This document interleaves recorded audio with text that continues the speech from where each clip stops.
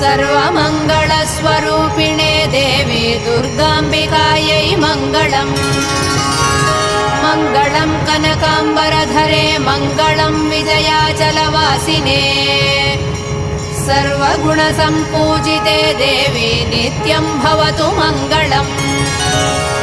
वरदाभयहस्ते भवानी निखिलेश्वरी बाला त्रिपुरसुन्दरी देवी नित्यं भवतु मङ्गलम्।